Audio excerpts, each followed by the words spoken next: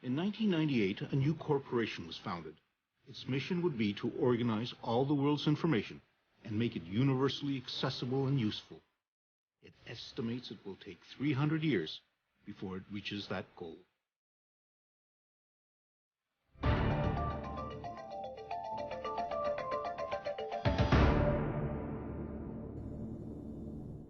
Successful companies start with very audacious goals, and there's no question that the Google organizing all the world's information and making it useful was an audacious goal. And we started with the web, but we see our mission as much more than just the web. We see it as really all of the way we communicate, the way we think, because there's so much of it. Google may have started out as a simple search engine, but today with applications like Android, Chrome, Wave, Picasa, Google Apps, YouTube, and Google Ocean, and now even its own smartphone, it's become an internet powerhouse. This technological tsunami pours forth almost daily from its development teams located around the world. In the process, Google has become a global vacuum cleaner of digital data. It handles an estimated 20 petabytes of data every day. That's the equivalent of 130 billion photographs or 5 billion songs on an iPod. It also deals with more than 1 billion searches per day, and those searches leave a digital footprint of every person visiting the site. Well, one of the interesting things about Google searches is it really is a database of intentions. It is an incredible collection of what you are thinking any given moment based upon what you're searching for, based upon what you're writing in emails. And any institution who has access to that can have power over you or potentially adversely affect you. Do you know what this might be? Does anybody know what that is? Google founders Sergey Brin and Larry Page. People logging on to Google around the world. Wow, okay. I didn't really realize what it was when I first saw it, but this is what helped me see it. This is what we run at the office that actually runs real time, and every one of those rising dots represents probably about 20, 30 searches. Their ultimate goal is to make Google into an all-knowing entity. So this session is supposed to be about the future. So I thought I'd talk at least briefly about it.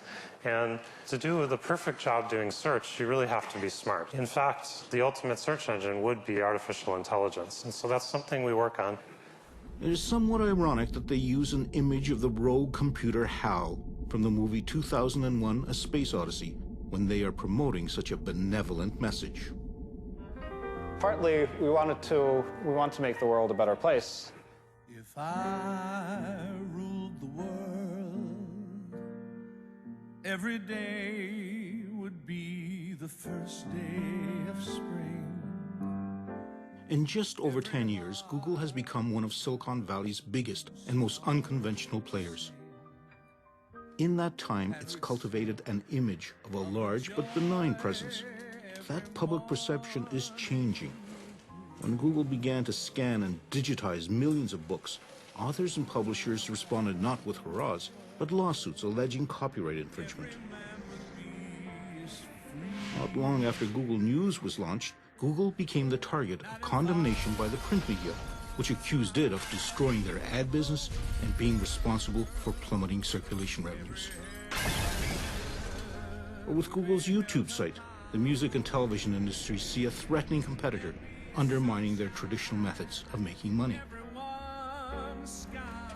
And when Google started photographing streets, it outraged privacy advocates. Wherever or whatever Google expands into, it always seems to be accompanied by disruption and upheaval. And whenever controversy does arise, Google falls back on a corporate motto that was born out of an early Google employee's aversion to corporate speak. Having come from Intel, kind of had the I don't want to work at a big company idea in the back of my head. And so I was interested in something that would be a little bit more provocative and a little bit more interesting and maybe make people a little bit uncomfortable. And so just sitting there in the meeting, I was just trying to think of something interesting. And so what popped into my mind was just don't be evil.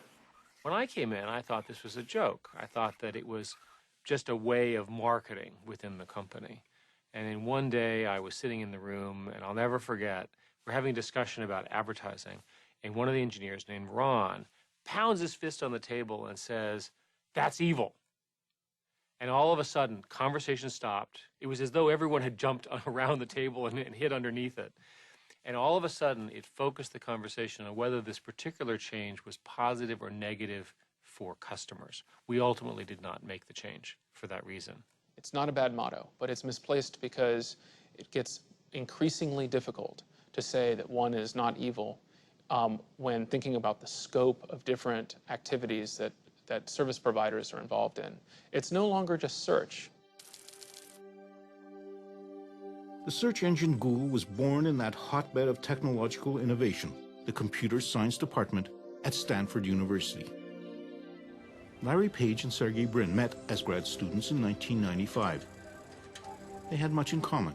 Their fathers were both college profs, and their mothers were scientists. Both were born in 1973. Both grew up with and loved anything to do with computers. Our PhD program is very selective, but it's not like when they showed up the first day, I said, oh, this is the smartest person I've seen in my life. Hector Garcia Molina was one of Sergey Brin's advisors, working with him on some data mining problems. The one thing that stood out about Sergey was his age.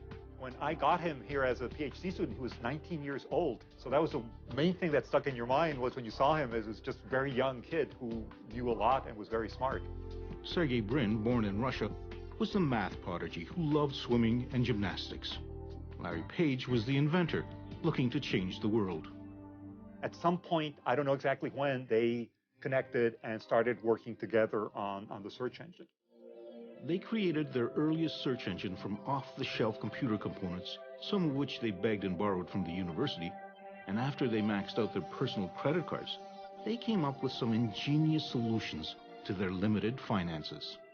And then Larry discovered that he could get a better deal by buying the individual disks without the cases, and they built their own machine, and they got more storage for the same amount of money. With a structure made of toy building blocks and their secret algorithm sauce, which they called backrub, they cobbled together a revolutionary new search engine.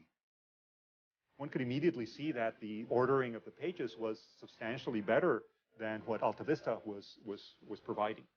In the mid-1990s, AltaVista, like the majority of other search engines, looked only at text, ranking the results based on the number of times a keyword appeared.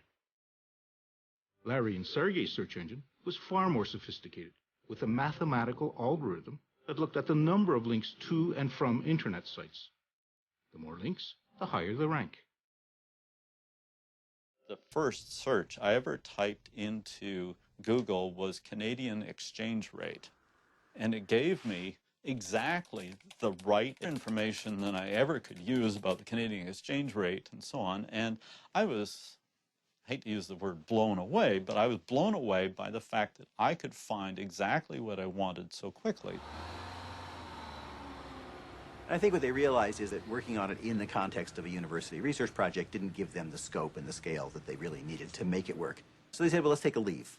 Let's go off, do a company, get it working, and then we can come back and finish up the research. Larry and Sergey were preparing to leave Stanford to start up their search engine company, which by this time they registered as Google, a misspelling of a mathematical term for one with 100 zeros after it. Meanwhile, they continued to participate in the computer science program.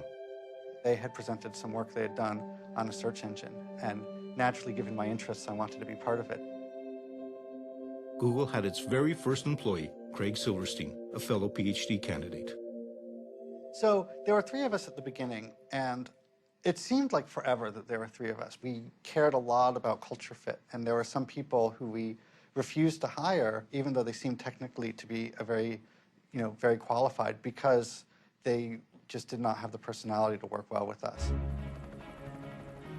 The three Stanford postgrad students opened up corporate headquarters in that cliché of Silicon Valley, a garage. The company began to expand. I joined in January of 1999, which was a few months after they had started. There were 4 other people at the company, including Larry and Sergey at the time, and they were renting half a house from someone who was still living there and who is now a vice president at Google. And the computers, everybody was working in offices, or in bedrooms, if you will. And the garage was included, and I believe we had a printer there, we had a ping pong table there, but the whole company was not living in the garage. We totally worked out of a garage, and I made sure that we did. It was maybe one day a month, or one day every 2 months, but I made sure that every so often we'd go out into that garage and we would do some work there. Well, I want to be able to tell people times like this that we started in a garage. And so for the record, we started in a garage. It's just in a garage that had rooms in a house attached to it. As Google outgrew its garage, it moved corporate headquarters into a regular office space in downtown Palo Alto. We were in Palo Alto back in those days, which is like a restaurant town. My goal was that we would go to a different restaurant every night. We'd eat out dinner all the time. We'd eat out lunch all the time, in fact. The company was expanding quickly, and soon they moved again. But with few restaurants around this new location, Larry and Sergey decided that it would be more efficient and more cost-effective if they had their own kitchen with their own chef. The one who was chosen had on his resume a stint cooking for the band, the Grateful Dead. They offered me shares in the very beginning, and I was very reluctant. You know, I talked to my dad about it, and I was like, Pop, these guys want me to give them money for these shares in a company that isn't public. And he's like, it's a scam. Don't believe them. Don't you give them a dime. Unlike other search sites, the Google homepage was clean and efficient, free of annoying banner ads and pop-ups. Larry Page and Sergey Brin watched as their search engine Google became more and more popular. But that engine still wasn't translating into real money, and they had no viable business plan to make Google turn a profit. Our founders decided that for the longest time that we weren't going to get into the ad business. However, I think the breakthrough idea came when we said, look, why don't we just show ads that are purely text-based and doesn't have any, moving images or distracting stuff. Based on the search, Google would provide simple ads for people to click through. So in October 2000, Google embarked on a new business, online advertising. Almost immediately, ad money started to flood in, and pressure grew on Larry and Sergey from their venture capitalist investors. They wanted an experienced CEO to run the place. Larry and Sergey chose a seasoned veteran of the tech world, Eric Schmidt. He had successfully run software maker Novell, and before that, he was with Sun Microsystems. But perhaps what was more important for the founders was that he shared with them a background as a computer science engineer, married to a strong entrepreneurial drive. Well, Google has taken the position that creativity occurs from individual entrepreneurs deep inside the company, often who have an idea but don't have time to work on it. So we invented a concept called 20% time. And every technical person in the company is supposed to, and we encourage them, to spend 20% of their professional time on things that they find interesting, not things that we find interesting. Employee number 23, Paul Buckheit, who was the originator of the motto, "Don't be evil," was also the engineer who in just one day came up with Gmail, an email program used internally by Googlers. There were a lot of objections to even doing Gmail in the first place, but one of the big ones was that there was no way to make money with email. So there was this idea that had been floating around that maybe we could do targeted advertising. For example, if you get an email about a ski trip, you'll get maybe an advertisement for ski equipment or gloves or something like that. He decided to try writing some code to see if it was possible for Google computers to scan the Gmail messages and spit out an appropriate ad. When I arrived the next day, people were pretty excited about it, and not always in a positive way. Some people thought that it was actually a terrible idea. What I recall from the meetings, which occurred over about a year, was this constant debate of what kinds of features would advertising work and so forth. And we ultimately decided to try it. And we, in fact, launched Gmail on April 1st. It was seen largely as a joke. The addition of targeted ads to Gmail in 2004 proved to be no joke, adding to Google's ever-burgeoning bottom line. Google had transformed itself into an advertising money-making machine. Now, when we talk about publicity, the Google IPO has received more publicity than any other IPO in history. When Google was preparing for its initial public offering of stock, it had to disclose a closely guarded secret, that it had staggeringly large revenues and profits. It took most investment observers by surprise and made Google a very attractive stock to own. And so August 19, 2004, the first day of trading of Google shares, saw the creation of hundreds of freshly minted millionaires. Those early investors and first Google employees had struck the motherlode. For people who get into a company because of the money, an IPO is a big deal. Any exit strategy, you're bought by someone else, you have a public offering, whatever, it's a big deal. And it causes you to rethink your life because your dream has been achieved. I'm doing okay. I'm comfortable. Most people would consider me wealthy.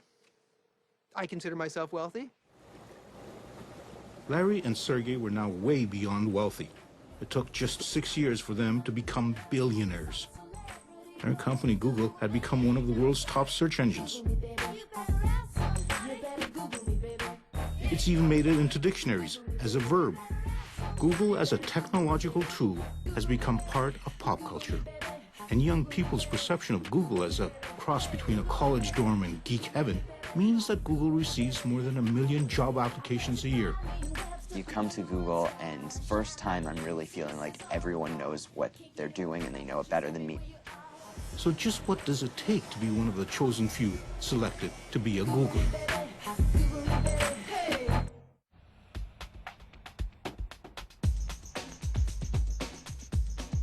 The Googleplex, as it is known by the Googlers who inhabit it, are made to feel that they are the best and brightest, deserving of the complimentary meals, the subsidized masseuse service, the free laundry, as well as the barbershop on wheels. I feel one of the greatest thing about Larry and Sergey, they were really, really smart people and they were brilliant, but I think one of the best things that they've done is they also made sure that they surrounded themselves with the best and most brilliant people that they could find. Google receives more than 1 million job applications a year. However, to join the ranks of some 20,000 worldwide Googlers requires passage through a grueling series of tests and interviews. Rajin Seth, another Stanford computer science graduate, had worked at a number of high-tech companies before approaching Google. I probably went through somewhere between 10 to 15 interviews at the time. And then finally, my last interview was with Larry. And so, you know, literally I just came in one day and actually got to sit down in Larry Page's office and interview with him. And he asked me a bunch of tough questions, and I didn't quite know how I did, but apparently he liked me enough to the point where they decided to give me an offer. Among the most highly prized employees at Google, just after computer science engineers, are new hires called APMs, or Associate Product Managers. A large part of why Google hired associates like my position, associate product managers, out of school at that point,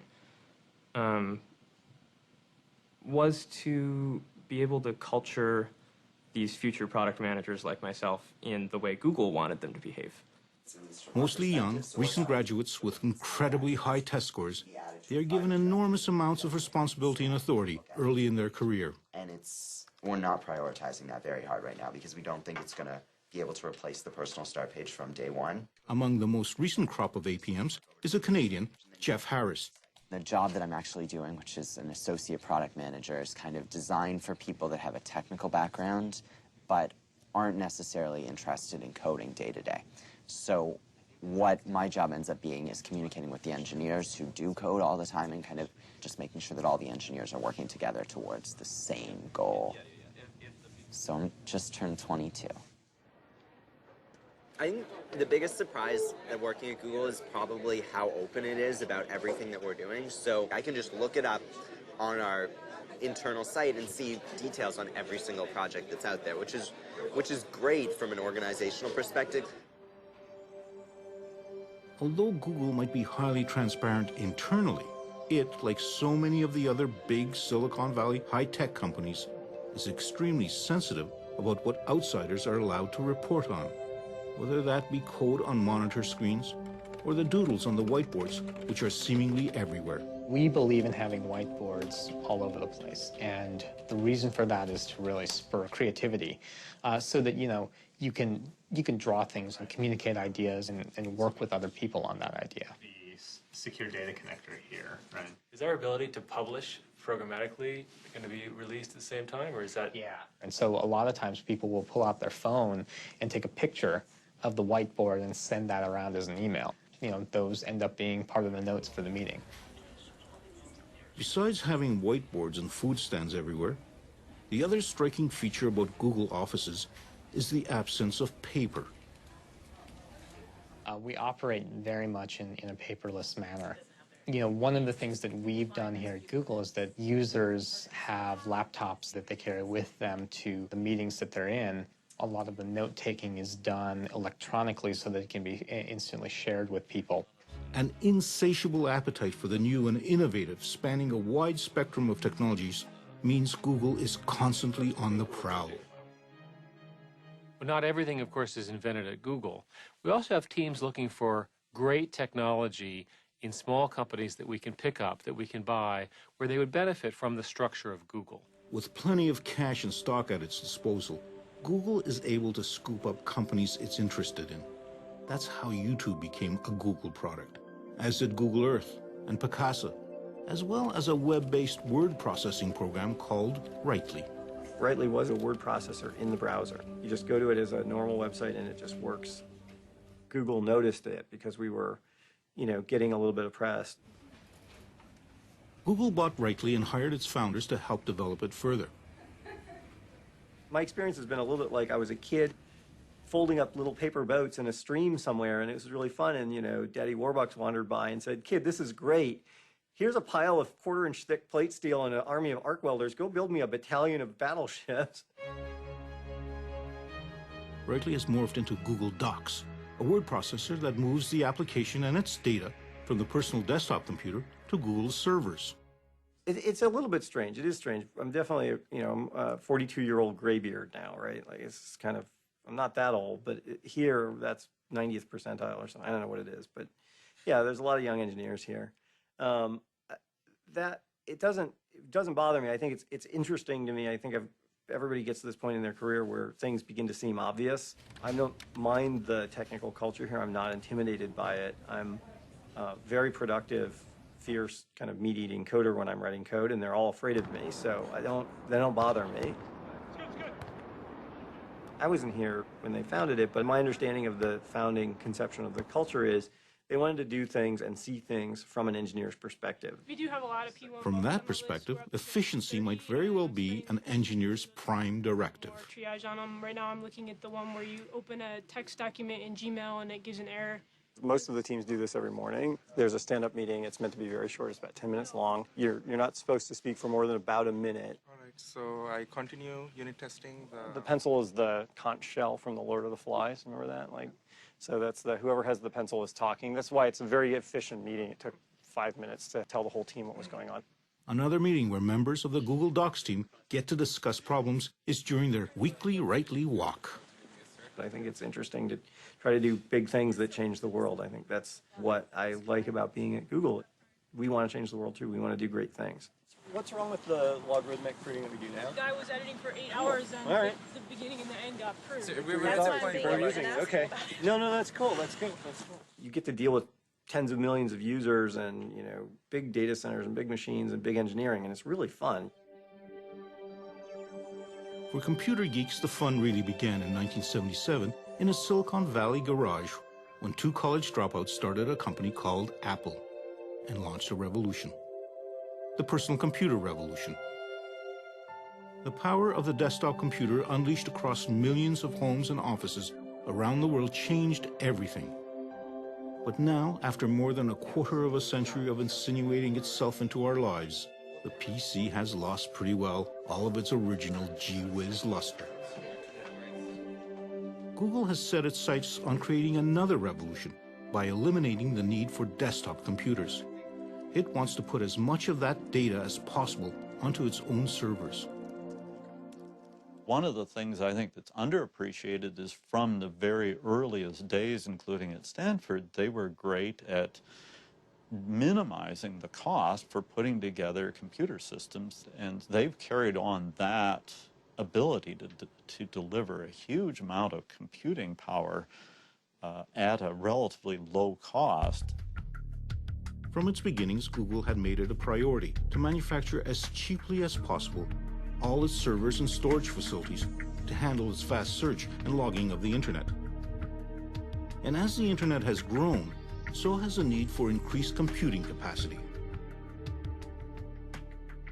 Well, Google builds large data centers. We use personal computer components, and then we build a lot of specialized systems now to deal with the kind of scale that is required. Scale is at the heart of Google. Not only does Google have access to almost limitless computer power, but perhaps of greater value, it has accumulated a massive collection of data. Data that can be used for testing at a scale unseen by most new computer engineers. My office mate and I were just banting around some ideas, and we're talking about something that later turned into something close to Google Bookmarks. And, you know, we did a little bit of math and said, that'll be about, I don't know, 4 petabytes of data. That doesn't seem so bad. And that sentence, 4 petabytes of data, that doesn't seem so bad, is something that before I had been at Google for a month, I would have been shocked to hear those words coming out of my mouth. That shocking 4 petabytes is the equivalent of 4 million gigabytes, numbers so staggeringly large that it is nearly impossible for mere mortals to fathom. As memory increases in capacity and decreases in price, Google is moving into something called cloud computing. The whole idea behind cloud computing is to go ahead and get everything on their server where the professionals are managing it. The problem today is you've got all your stuff on your computer, you drop it, you break it, you delete it, it's a disaster. Why don't you put everything that's important somewhere else, keep it secure, keep it under your control, it's available to you on every demand, on every device, and everywhere you are. The move to the cloud is ushering in a revolution in how we communicate, how we work, how we play, in fact, how we live. People wonder, what's going to happen to information that is mine personally? It's my bank records, my health records, whatever it is, but I don't control it. It's sitting out there somewhere, I have to just trust whoever has it to not do things with it I wouldn't want. Is this move into the clouds opening a backdoor for governments and corporations to secretly access data about us?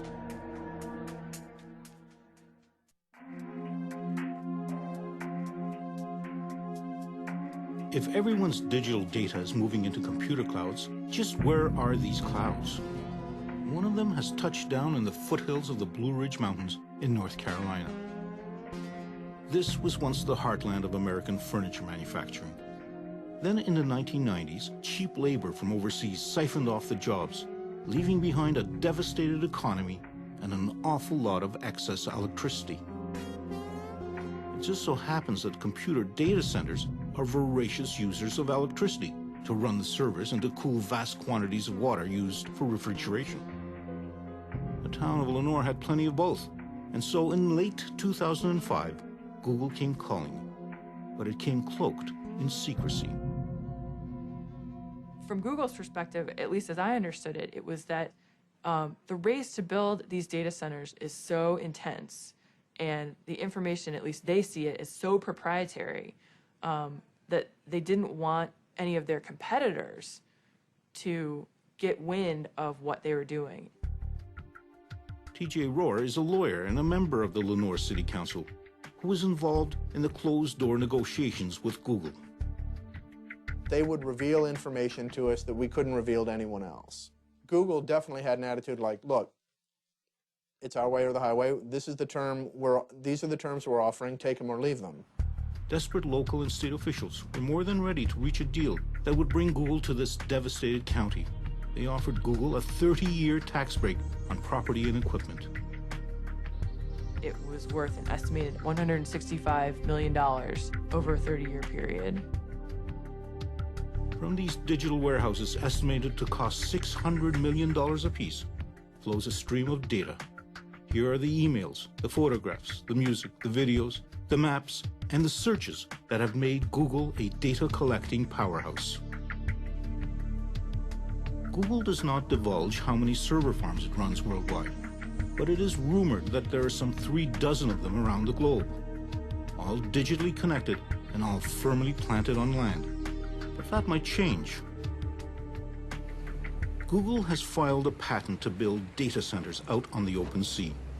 Powered by the latest technologies in harnessing wave energy, Google servers would sit out on barges. The expectation is that sea-bound servers would be much cheaper to run, and there certainly wouldn't be any real estate or property taxes to pay. A working model has yet to be built, but Google is a corporation that likes to move quickly when cutting-edge technology is involved. However, Google took its time when it came to opening up an office in China. The growth in internet usage in China is staggering. By 2009, its internet users surpassed the entire population of the United States.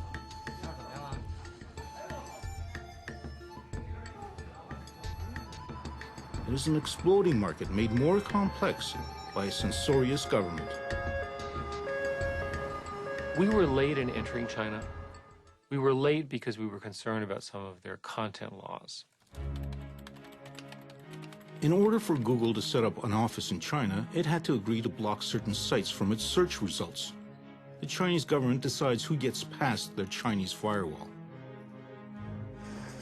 To run Google in China, they landed Kai-Fu Lee, a senior executive at Microsoft, who was once in charge of their operations in China. In 2005, Kai-Fu Lee found himself in the role of Noogler, as new Googlers are called. When I joined Google, I used the word shock to describe what I felt I saw. And I think it's a combination of things.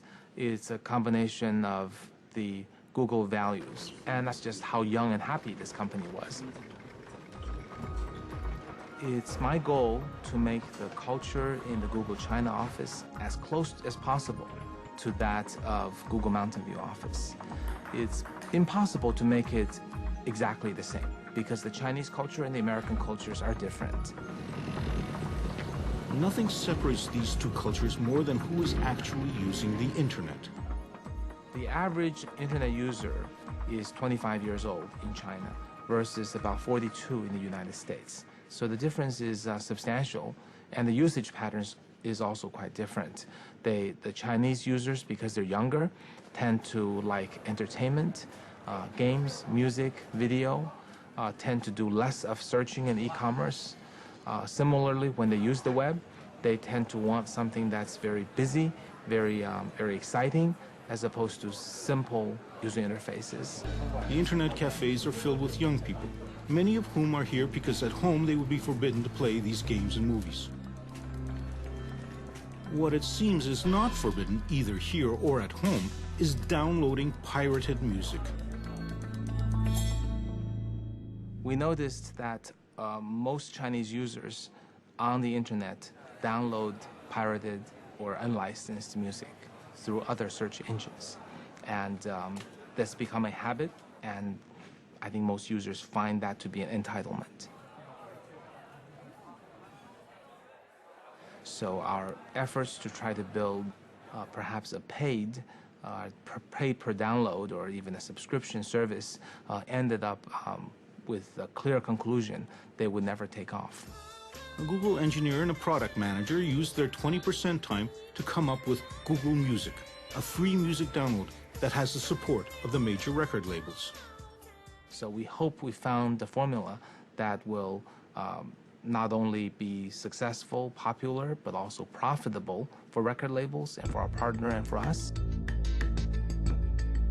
While the Chinese government appears to tolerate the pirating of music, it seems to show less patience for Google, recently accusing it of spreading pornography. Google is registered in China, so we have to follow the Chinese laws. Whatever the laws. Well, our employees are Chinese citizens. They would have to follow the Chinese laws wherever they work. Following Chinese laws meant that Google searches from within China for such things as Falun Gong, Tibet independence, or Tiananmen Square protest produced quite different results from those that appear on screens outside of China. And that's how it operated for 4 years. When in January 2010, Google announced that it would stop censoring its search results due to a major cyber attack originating in China, targeting Google's intellectual property and the Gmail accounts of Chinese human rights activists. While China insists that its laws must be obeyed, Google warned that if discussions with the Chinese government to operate an unfiltered search engine prove unsuccessful, it could shut down operations in China. However, there were no discussions with the government of the United States when shortly after September 11, 2001, it passed legislation that gave itself broad surveillance authority, allowing itself unprecedented access to people's digital footprint. And these powers are quite broad now. They range from getting access to credit reports on individuals, to getting access to their communications data, to more broadly being able to send a letter to any data holder and say, please reveal all the information you have about this person and don't tell them, and don't tell anyone. This is the idea of the National Security Letter. At the Electronic Privacy Information Center in Washington, D.C., Director Mark Rottenberg is concerned about the new digital information that's migrating to the clouds of computer server farms. I'm not saying that the government shouldn't get access to that information under appropriate circumstances. In fact, in some instances, it's vital to pursue wrongdoing and criminal investigations. But we need oversight, we need accountability, we need transparency. And the problem with cloud computing is it's going to make it much easier for government to engage in this type of surveillance secretly without people knowing that their personal information, their business records are being turned over. I've asked people at Google to simply report statistics on how many subpoenas and warrants they get every month. They don't have to say anything else. They don't have to say what the subpoenas and warrants were about. Just a number. How many do you receive? But they didn't like that suggestion and rejected it out of hand. As the Google juggernaut plows ahead, digitizing everything in its path, it accumulates new adherents. The city of Washington, D.C. has opted to wean itself off Microsoft Office and switch to a collection of Google applications. Google's offer of a cheaper, more secure, and more collaborative life in their cloud proved just too enticing to turn down. The trust issue is central to our whole brand.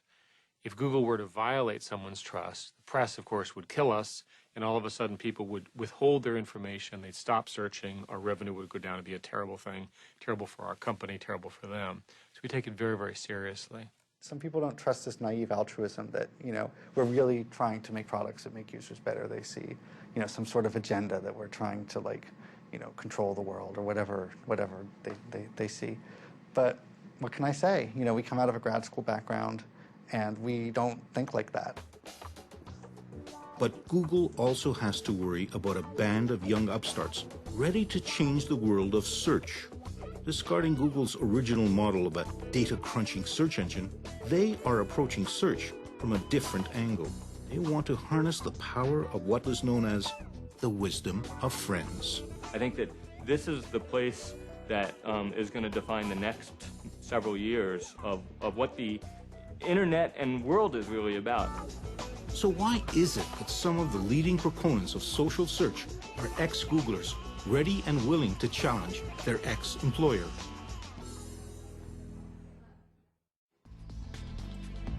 With almost 20,000 employees worldwide, Google is beginning to see some of its early hires leaving for what they see as the next big thing. In a down-market district of San Francisco, an internet startup has an abundance of Google corporate DNA. Several of its founders are ex-Googlers. But their company, Aardvark, wants to go beyond Google and transform search itself. We like to call it social search. It's the notion of you're really searching for the right person in the moment. And it's not that you want to know their bio, it's that you really want to interact with them because they know something that will help you in your moment. Sometimes it's not really written down on a web page, but someone out there really does know the answer. And we all have social networks. Aardvark is basically a utility that lets you tap into that. Just down the highway, In a nondescript industrial mall in Silicon Valley, there is another social network startup with its own list of very impressive ex-Googlers, including Paul Buchheit, who so famously, or perhaps infamously, coined Google's motto, "Don't be evil." Their tiny company called FriendFeed is developing a new social network service that shares and keeps track of what friends are listening to, reading, and posting on the web. None of us really knows what's going to happen next. But in many ways, I find that that's actually part of the fun of a startup. At a big company, I can pretty easily predict what's going to happen next year. At a startup, you have no idea what's going to happen next. Next year could be a huge success or it could be a huge failure. Google had been eyeing FriendFeed for possible acquisition. But before FriendFeed could even reach its second year in business, it was gobbled up by social network phenomenon Facebook for a reported $50 million. Facebook, founded by a Harvard dropout in 2004, has undergone an explosive growth and represents a real challenge to Google, at the same time attracting a surprising number of ex-Googlers. I think leaving Google is, and choosing to come to Facebook just demonstrates how compelled and convinced I am about the importance of Facebook's mission. Facebook, along with Twitter, are currently the hottest social networks around, and they have realized that their kind of friend-based recommendations is a form of search far removed from Google's cold, calculating algorithms. For most people, outside of engineering, the world is about relationships. It's about connecting with other people. And to that extent, Facebook really is that next step in the evolution of what really matters from a technology perspective. Google had in fact entered the social network market with something called Orkut. Although tremendously popular in India and South America, it has failed to attract any large following among Europeans and North Americans. Google really didn't jump into the social networking business, and I think that's partly the personality of the founders. I think they're engineers who, small talk with your friends is not the priority. It's getting information from the scientific world is priority. So I think in some sense there was always a bias that this was sort of not very interesting, not very important. Why would you want to spend time on it? And of course, as the world has moved to Facebook and Twitter and all those things, they've said, oh, we can do that technically too. Sure, we can put Twitter-like things into Gmail. We can put Facebook-like things. We have Orkut. But I think the heart of the company isn't in it. It's not what the company's about. It's about information, all the world's information. Google really believes that the data is going to create incredible benefit for society. The company firmly believes that it's going to find ways to use data to make our lives better, to make our lives easier, to make decisions more efficient. They firmly believe that. For instance, with flu trends, they believe that in tracking individual searches for looking for things like cough or other medical conditions, they are going to detect the flu, they are going to be able to more effectively target interventions, and fewer people will die. When Google launched its IPO, Larry and Sergey personally wrote a letter explaining their aspiration for its future. Google is not a conventional company, they wrote. We do not intend to become one. Google's mission to collect all the world's information and make it accessible and useful, and do it within 300 years, has seen it move far beyond searching internet sites.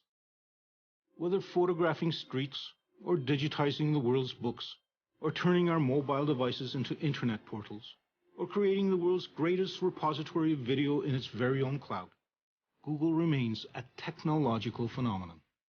But its future rests on something quite unscientific. Trust. Trust that it is keeping our data safe from hackers and snooping governments. Trust that it isn't misusing our information. And ultimately trust that Google is living up to its motto, don't be evil.